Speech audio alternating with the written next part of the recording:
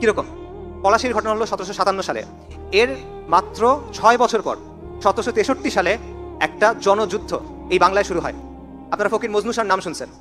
ফকির মজনু শাহ যে আন্দোলন শুরু করেছিলেন সেটা হলো পুরো এই বাংলায় ইংরেজ শাসনের বিরুদ্ধে একটা গেরিলা যুদ্ধ। হিস্ট্রি পড়ে দেখেন, এটা ঐতিহাসিকদের কথা, এটা হলো ইংরেজ শাসনদের বিরুদ্ধে একটা গেরিলা যুদ্ধ। অল্প কয়েক হাজার মানুষের তারা শুরু করছিল। তারা প্রথম আক্রমণ করছিল ঢাকাতে, ইংরেজের একটা কুঠিতে। তারপর এটা পুরো বাংলায় ছড়ায় পড়ে এবং এক পর্যায়ে এই তাদের বাহিনীতে 50,000 মানুষ হয়ে যায়।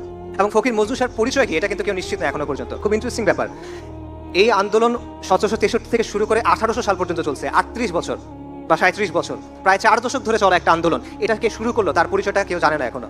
ইংরেজরা তার পরিচয় সংরক্ষণ করে নাই, কিন্তু অনেক ঐতিহাসিক বলেন যে তার পরিচয় হলো নূর উদ্দিন মোহাম্মদ বাকির খান, যিনি একটা মোগল শাহজাদা।